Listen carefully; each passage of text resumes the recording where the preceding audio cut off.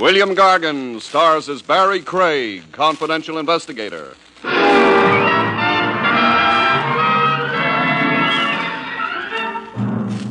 Temperature affects your daily life. No question about it. A lot of people are allergic to cold, and a lot of cold stiffs are allergic to a certain overheated place.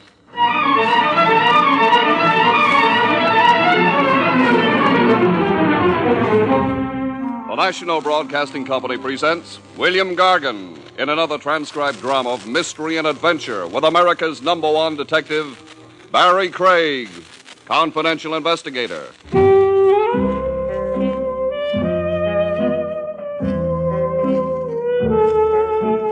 Barrie Craig speaking. Robin Hood was a character in fiction.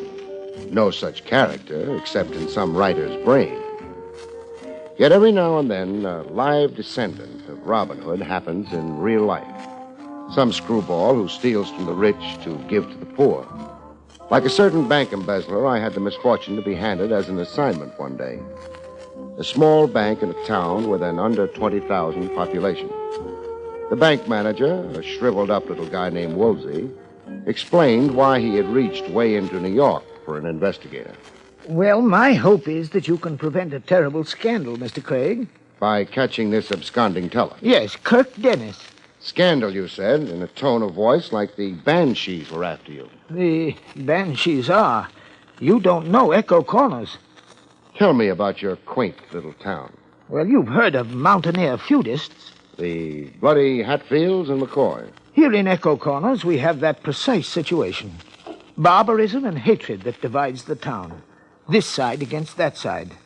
On election day, we have the state militia to prevent feelings boiling over. Civil disorder. News of the embezzlement gets out, I'll be crucified. But a theft happens in the best of towns. Yes, but the blame is mine for Dennis' flight with bank money. How come?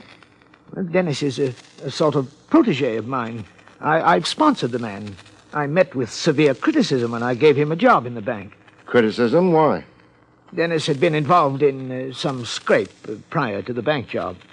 Scrape like? An automobile accident and property damage. Well, that's only a civil case. No, criminal. Dennis was accused of hitting and running from the scene. Sentence was suspended, however. One half of the town had a gimmick for reading Dennis out of organized society. Yes, and then I foolishly hired him in the face of such criticism. Find him, Mr. Craig, and recover the money before our next regular audit period. Well, if I do, what will you do? Well, I'm not sure. I think merely restore the money to our safe, wash my hands of the affair. You're thinking unlawfully. I'm confused and frankly terrified. My life is in this bank. I came to it as a youth. And then my sensitive status in Echo Corners, I'm a town committeeman. And too, my family, my boy in college. Okay, let's just say you're right now confused. If I catch Dennis and recover the loot, you can then take a calmer view of your plans, your responsibilities. Yes, you're an understanding man, Mr. Craig. Well, give me the facts on Dennis. His background, cronies, family here in Echo Corners, if any. How much was stolen, his habits, stuff I can work with.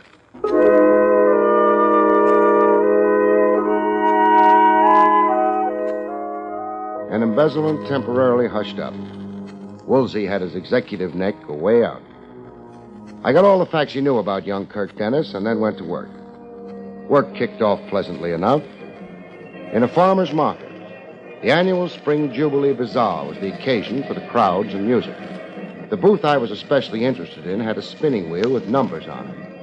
You placed your dime bet, and the chances on the big wheel were 39-1 that you couldn't possibly win. All right, folks, place your bets. A selection of $5 in merchandise awaits the lucky winner. Look the shelves over and pick your prizes. Place your bets. The doll hustling bets was Jenny Smith. She'd been wild about the vanished embezzler and vice versa. Last call before the wheel spins. I got my dime down on number 13. And here she spins. And it's number 13. Whose dime is on 13? That's mine, miss. Okay, you win $5 worth of merchandise, mister. What's your selection? Anything on the shelves, this is? The lower shelf. Oh. All right, I'll take that gooseberry pie. That's $1 worth. What else? $4 worth of your time. Oh, a fresh guy, hmm? No, an investigator. Lean close. I'll whisper something in your shell-like ear. Kirk Dennis. Kirk! Keep it a whisper if you still care about the guy. Meet you where? My car's parked on the north lot. It has a fare banner attached to the aerial. You'll recognize it. We can talk sitting in my car. Talk and eat. I've been years pining for a homemade gooseberry pie.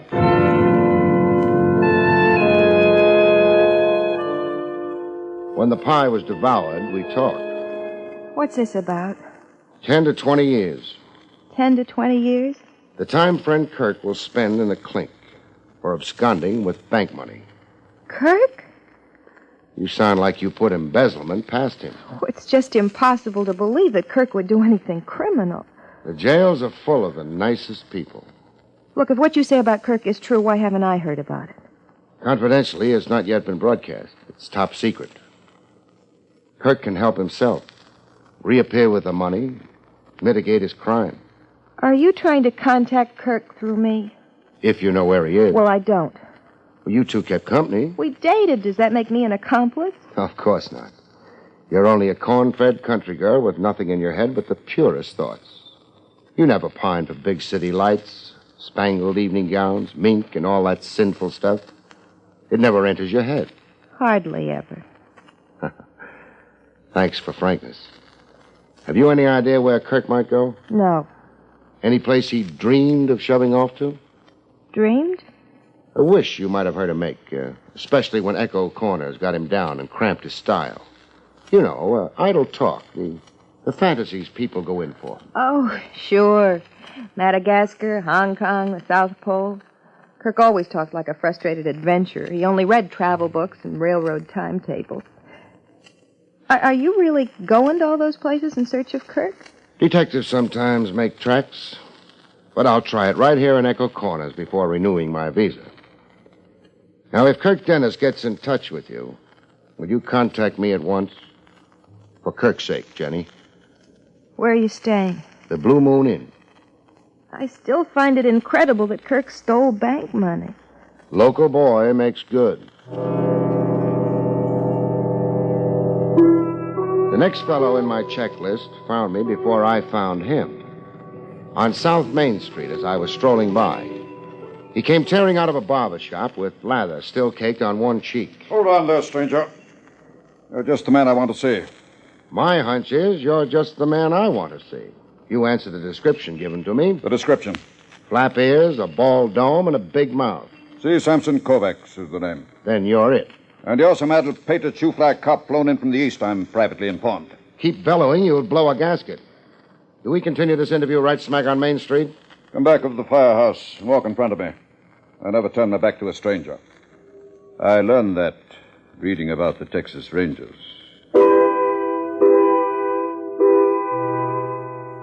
Back at the firehouse, Kovacs raced his tongue in high speed. I'm privately informed a certain whelp whose name is better unmentioned. Kirk Dennis. Wash him out. That this thieving scoundrel took to his heels with a certain parcel of money. $80,000. You keep interrupting. You talk all around the landscape. Some brass tacks, huh? Who keeps you informed? Kovacs is not without friends. And not without suckers. Is that a merely reference to the venerable trade I pursue? Money lending and bet-taking isn't a trade, Squire Kovacs. It's a racket. What is a harness race without a wager? How about the money lending? And at a rate of interest that begins at 20%, I'm reliably told. You've been listening to my yellow-livered detractors. How much did Kirk Dennis owe you? I held his paper for, $5,000. Plus 20%. That makes the debt $6,000. It is an infamous lie. What is? That I put Dennis up to violating his trust as a bank teller. That Dennis stole money at my behest. No, who said that? There have been whisperings. When did you last see Kirk Dennis? Not for a moon. If he skipped to Echo Corners in the county, you're stuck with $6,000 worth of uncollectible paper. How about that? A man dishonors his debt to me. I'd follow him to the ends of the earth. Then start traveling after Dennis. No such emergency. Dennis has performed with commendable regard for me. Meaning? An envelope left under my door. 2 nights ago, was it? Yes. The night of the Mad Hatter's ball. In the envelope is debt paid in full. Dennis left an envelope containing $6,000 under your door. You did? Stolen bank money. I dispute and deny that. You'll have to give it back. Not without a legal struggle.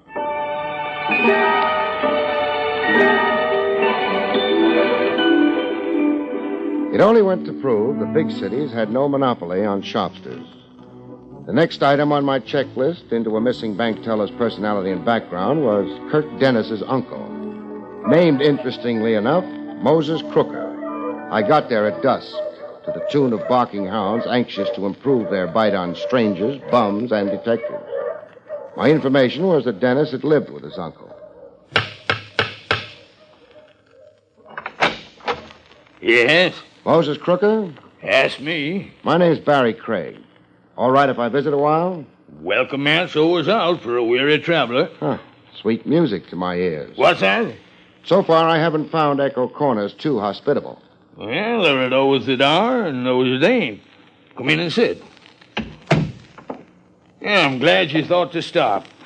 I've been aching for company all day. You have? Just busting to talk to somebody. Am I mistaken, or are you bubbling over with happiness? Ain't never been happier. Not since the cow had triplets. Two things get a man bouncing that high. One's romance. Oh, it ain't that. Since the Pelagra got Emmy, it ain't never been that. The other thing's money.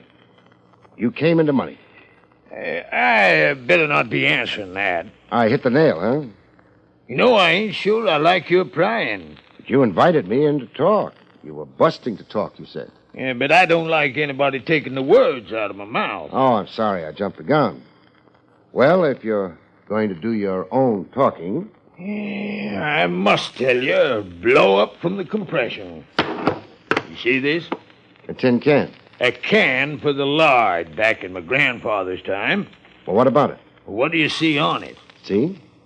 Well, rust, for one thing. The rust of years. And dirt caked all over it. Where's it been? Buried. Where I turned up a patch this morning to see the corn. Buried, and you dug it up. Buried where it's been long before I was born. An old tin can for lard, but it's a pot of gold. Buried treasure, and you're the lucky finder. In my hour of need, the good Lord saw fit. Can I get a squint into the contents of the can? You can, so you can see what I saw. And, so I'll know I ain't been dreaming. Well, what do you see? Money in bills. The can's packed with money. $5,000, I counted.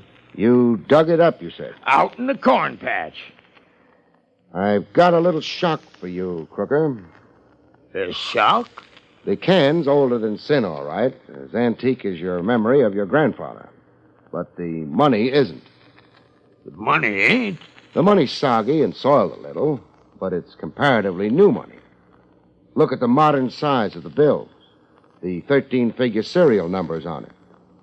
Practically fresh out of the mint. All of it. Fresh? You say? Fresh? Crooker. He'd fainted dead away. He lay on the floor like a guy who'd won the sweepstakes, only to have his horse declared disqualified after victory.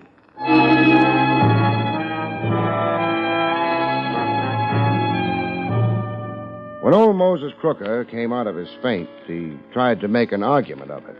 My grandfather lived right here on this same farm. A miser, people said him to be. Rich and miserly. And when he died, he left only a few pennies in this house. Now, he had his fortune somewhere. But you haven't found it. Face up to it, Crooker. Banknotes like these in the can just weren't in circulation in Grandfather's time. Well, then it's a mystifying thing. Not so mystifying. Somebody buried new money in an old can on your property. But now, does that make sense to you? Buried it here possibly for you to find. Tell me, how deep did you have to dig? Oh, maybe 18 inches. Shallow. And ground you probably turned over every spring, huh? Yeah, to seed the corn. Then you were meant to find the 5,000. Somebody who knew planting and farming procedure around here buried that can. Or did I mention coming in that I was a detective? No, he didn't say. A detective looking for a bank teller who took off with $80,000 in cash. Your nephew, this is. You're looking for Kirk. I am. And I'm yanking the welcome mat from under you. Get. Sure. That rifle loaded? You'll be feeling the buckshot as you go.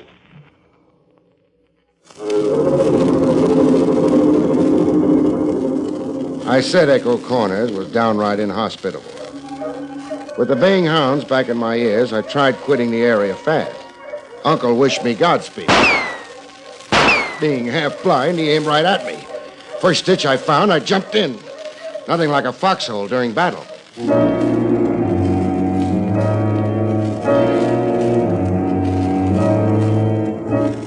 I made a progress report to my bank manager client, Woolsey, on his insistence.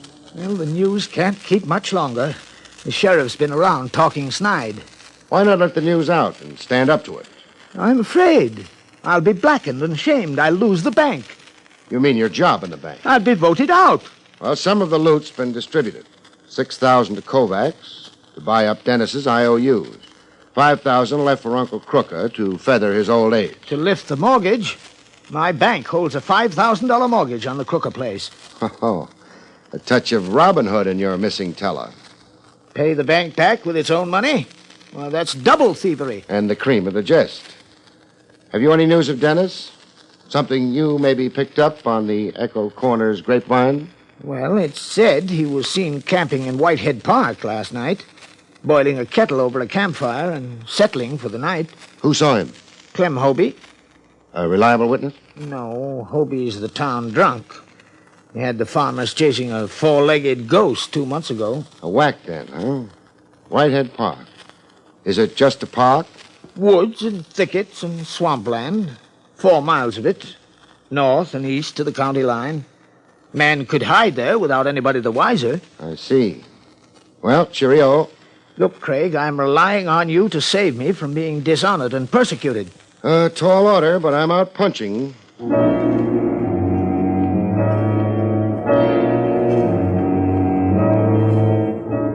I took to the woods just to familiarize myself with the terrain in case I did have to flush a fugitive out of them. Whitehead Park looked like African bush country, very dense, very restful.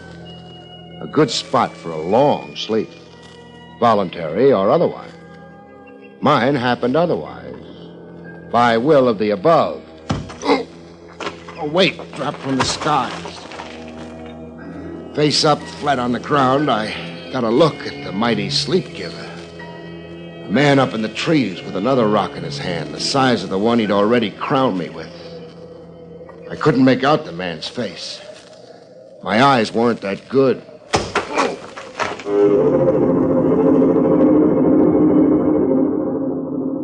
Go to sleep in the woods. You never know where you'll wake up. When I looked my new surroundings over, my first guess was that I was in jail. But your eyes play tricks for a while after you've been beamed. So I took a second look. Same conclusion. I was still in jail. Able to talk now, stranger? I'll check. Dabba, dabba, dabba, dabba. Yeah. I can talk fine. You're under arrest. I've noted same. If I read your badge correctly. I'm the sheriff here in Echo Corners. And the charge against me? Vagrancy, suspicion of chicken stealing, sleeping in Whitehead Park where a deputy found you. We don't let bums hang around here long, stranger. So why aren't you leaving town? I insulted you.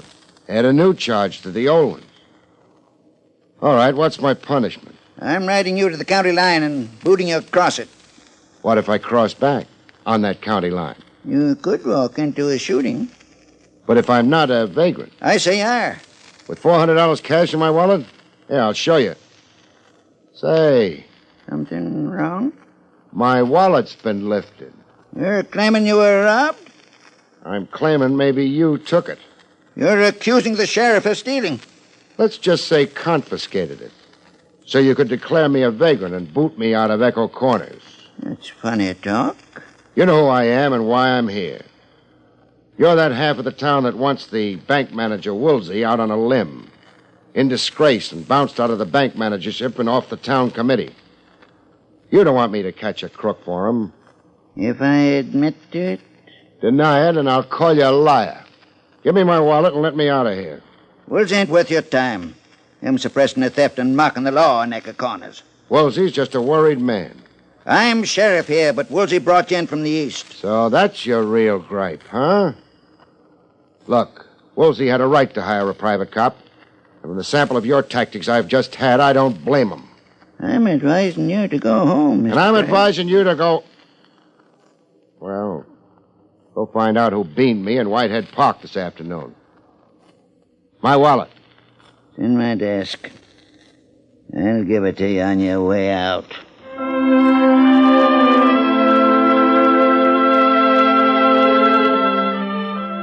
Dennis's girl, Jenny, tried mighty hard to be elusive.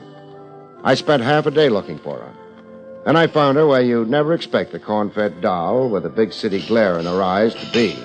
Home, washing dishes yet. My brother Will had a birthday party. Now you're doing the dishes. I'm a slave. I dream of breaking a lot of them. Obey that impulse. I will. Can't break more than one. My people can't afford it. I like family solidarity. But I can break Will's head, the slob making me clean up after him. I just love family solidarity. You're sappy. Talk to me about Amour. I got nothing to say about Kirk. Then I have something to tell you. What? Since we last spoke, you've gotten money from Kirk. What? Money? You're crazy. Analytical. It figures Kirk also got money to you. He got money to a creditor, to his dear uncle. Why would his generosity of spirit stop at you? You, the girl he loved. Come on, Jenny. Except stolen money, the only change of scene you'll ever get is the big house for delinquent ladies. You don't know Kirk actually stole from the bank. It seems fairly certain. $80,000 is missing. Well, still you don't know Kirk had anything. How much did Kirk get to you? $2,000. The note said for me to buy a wardrobe and a valise. A valise? To travel where with? The note didn't say I was to wait for another note. How was the note and the money gotten to you? Left in my mailbox. Look, Kirk could have given me that $2,000 from his own savings. Useless to wriggle, Jenny. Kirk didn't have any savings. He was in hock for $5,000 to a moneylender. Sorry, doll. You'll have to disgorge. I loathe, detest, and despise you. Now, Jenny, listen carefully. It figures Kirk will be in touch with you again. He'll give you your travel plans and destination. Where to join him with that new valise. I want to know what his message is, the minute you get it. I'm not sure I'll let you know. For Kirk's own sake, protect him from himself.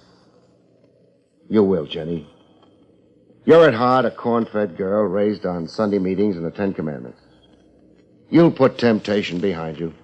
I'm going to break another dish.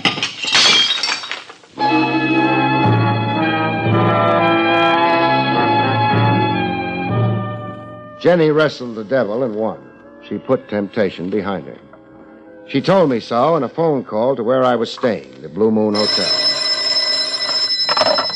Barrie Craig, a stranger in paradise. Hello. This is Jenny. Dear Jenny. Go jump in the lake. Only in a sweetheart dive. Meet you in a bathing suit. Now, finger Kirk for me. Oh, hate myself. There was another note in my mailbox this morning. Instructions on where you were to join him? Yeah. Where? Tomorrow noon in Boston. I'm to be standing outside a hotel, just standing until Kirk comes by in a car. What's the name of the Boston hotel? It's a French name I can't pronounce. Well, try pronouncing it. Chateau Paraquet. Chateau Paraquet. Misplaced hotel. Why isn't it in Paris? It blew over to Boston in a high wind. Bless you, Jenny. You're a bulwark of justice. I'm a dope. No, I'll never get out of Echo Corners. You will. How? Nobody lives forever. Ring off, doll. I've got work to do.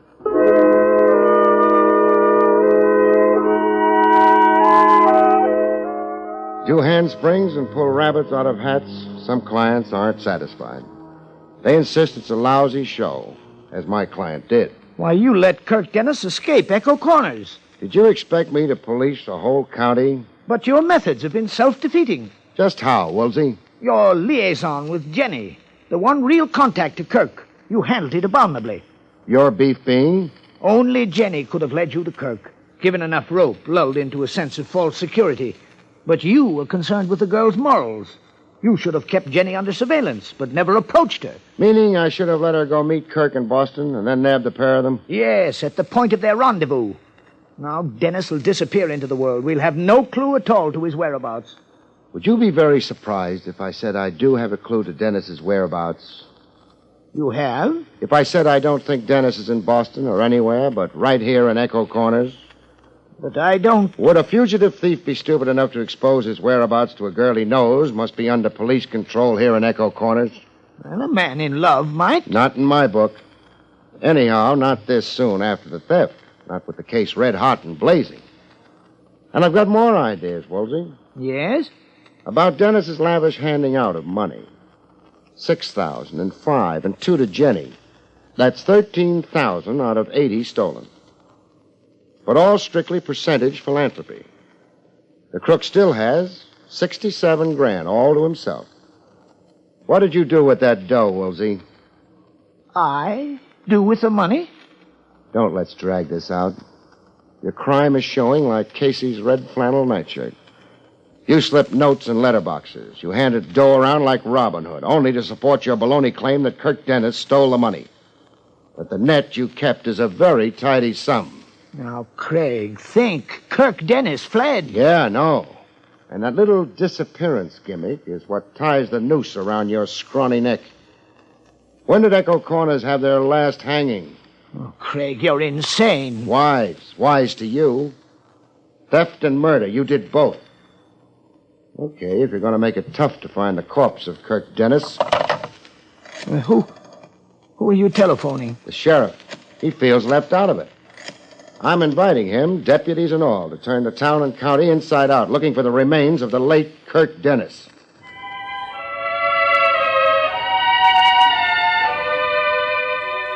The next morning, I was out with the hounds. Friendly hounds this time, in the woods. Dear old Whitehead Park, the whole 4 miles of it. What was I doing? Helping a posse look for a stiff. Jenny was along, blubbering. Poor Kirk. I said Echo Corners holds nobody forever. Craig, I want to apologize for... So get down on your knees, Sheriff. In the mud? When the dogs stopped barking, I figured they'd come across Kirk Dennis. They had. He was in a shallow ditch, not 4 feet from where I'd conked out the day before. I'd been sleeping side by side with the dead and hadn't known it. The things a confidential cop does for a measly living.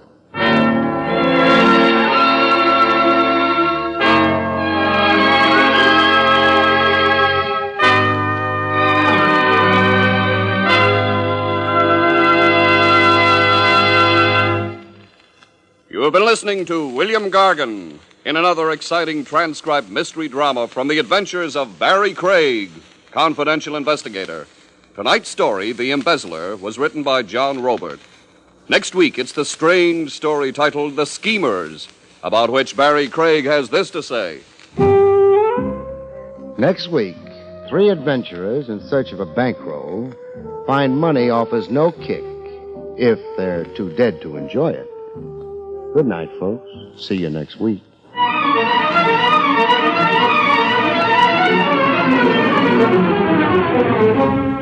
The National Broadcasting Company has just brought you William Gargan, starring as Barrie Craig, confidential investigator. Featured in the role of Jenny was Terry Keene. Don Pardo speaking.